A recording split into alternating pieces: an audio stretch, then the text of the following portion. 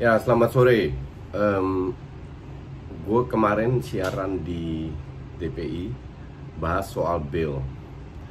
Dan ya, kita berandai-andai kira-kira apa yang terjadi. Kalau gue bilang mungkin ada tekanan biar nggak dimainin, biar dia dijual. Dan hal kayak gitu kan sering terjadi.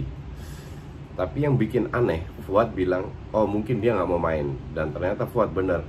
Cuman untuk gue bikin aneh aja bahwa pemikiran itu terjadi.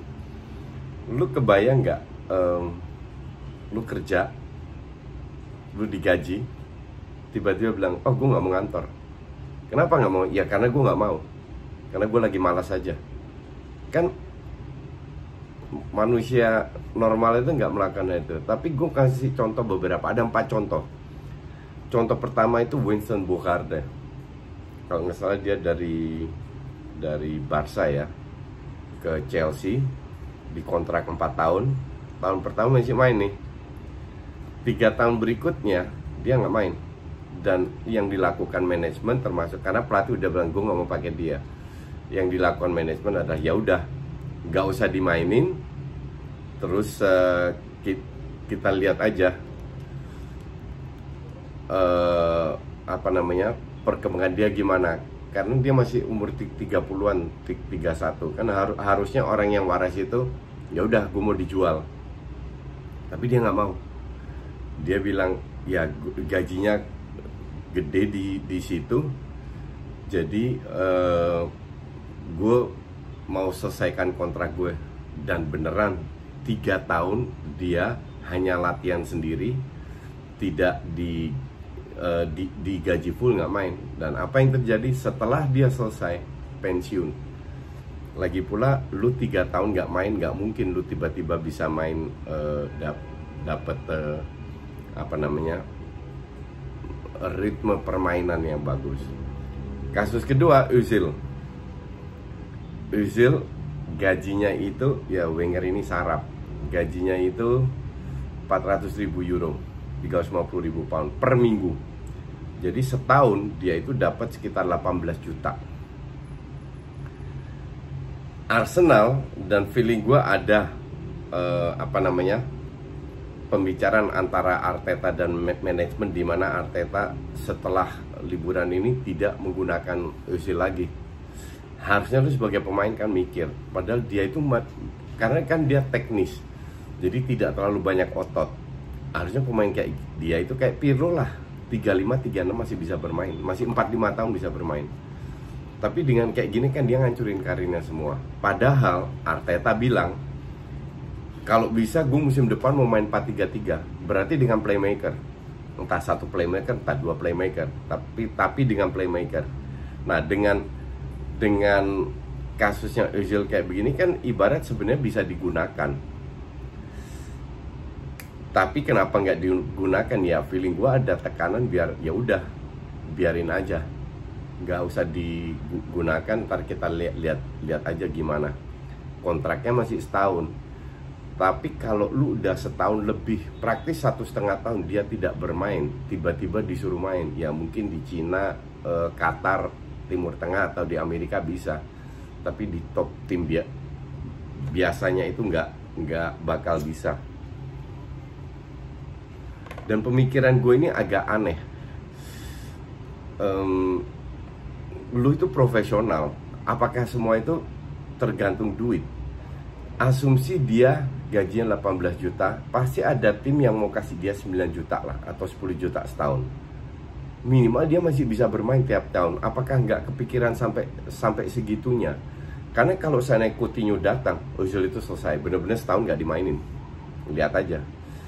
Karena Arteta sih ya sudah punya playmaker. Kalau dia main 4-3-3 berjalan, ya sulit buat dia berkembang. Sekarang dia main 3-4-3 karena nggak ada pilihan kan, nggak ada playmaker yang memadai yang bisa menggantikan Özil. Jadi mau nggak mau dia main 3-4-3 dan cukup berhasil memaksimalkan kualitas yang ada. Cuman ya kalau seandainya semoga Coutinho datang, ya selesai itu Özil. Terus nggak ada 5 contoh lah. Contoh yang positif sekarang, Alexis Sanchez itu gajinya 500.000, which is 2 juta per bulan. Sekarang dia masih ada kontrak. MU ini pintar sekarang. Udahlah, lu nggak usah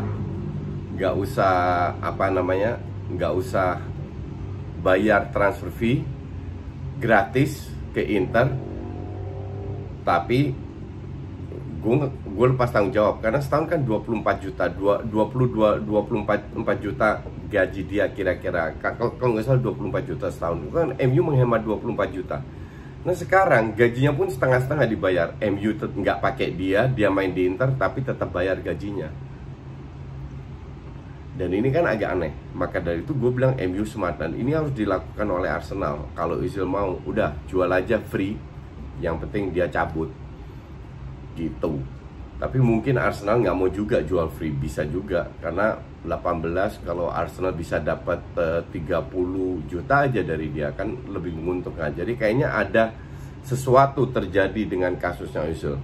Nah Alexis pintar, dia percaya diri dan lebih sportif. Kalau gue bilang dia nggak gaji 24 juta tapi gajinya turun ke 7 juta, jauh banget kan. Padahal Alexis bisa aja bilang enggak, gue nggak mau, pokoknya gue abisin kontrak gue.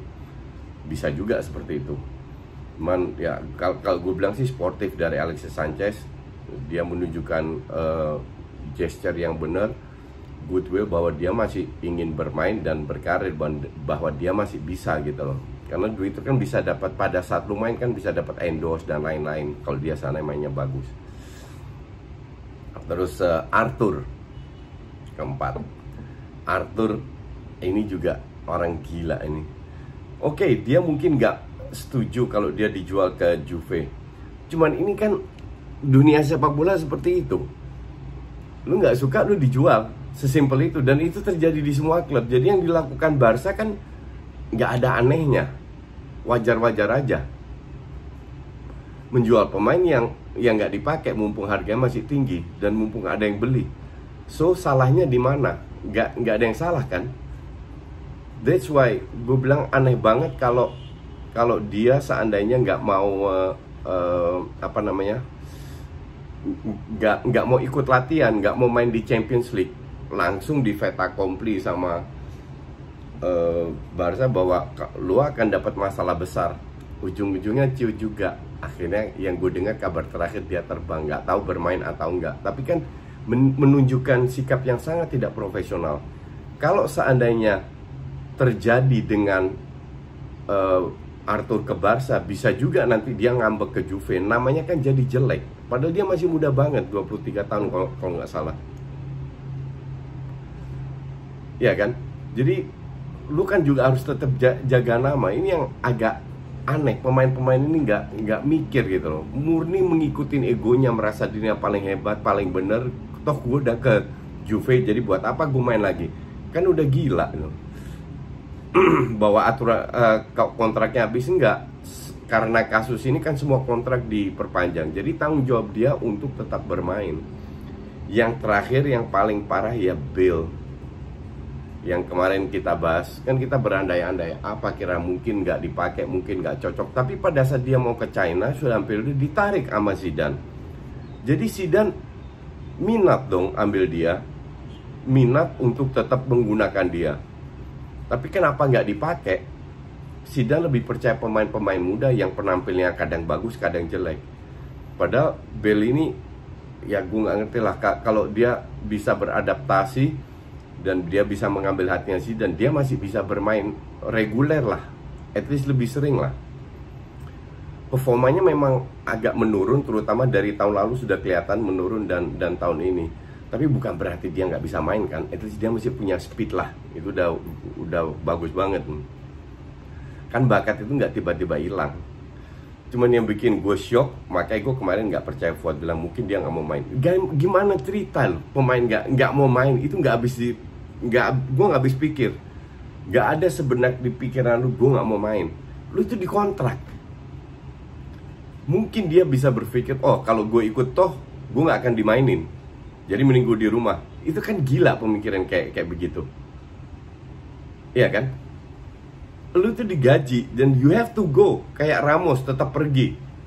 Dan dia harusnya berangkat, mau suka nggak suka, lu itu tetap digaji. Dan Bale kan gede gajinya, 350.000 per minggu. Jadi kira-kira mungkin sekitar ya let's say 13-14 juta 1,3 1,4 per bulan. Makanya gue bilang, gue nggak ngerti pemikiran apa kalau seandainya dia nggak dijual lagi. Kalau Madrid play hard to get, ya udah habisin kontrak lo aja. Dan dia nggak mau di loan, nggak mau apa, habisin aja. Madrid toh duitnya banyak juga, dengan gampang memenuhi gaji yang dia inginkan. Tapi karirnya bisa selesai. Padahal Bale itu masih bisa 3-4 tahun lagi bermain kalau gue bilang. Kayak Ronaldo lah, fisiknya kuat, skillnya ada, speednya mungkin agak berkurang, tapi tetap masih berbahaya. Hanya demi duit segitu, beda beberapa juta yang lu sebenarnya bisa dapat lagi, tapi mereka nggak kepikiran ke sana. Ini yang 5 pemain contoh ini, yang satu yang paling bagus ya Alexis, yang lain gue nggak habis pikir bahwa ternyata pemain bola itu banyak juga sehebat-hebatnya, banyak yang tidak profesional. Semoga ini jadi contoh, tidak terjadi dengan pemain-pemain lainnya, karena profesional itu penting sekali untuk jaga nama baik lu. Oke, thanks for watching.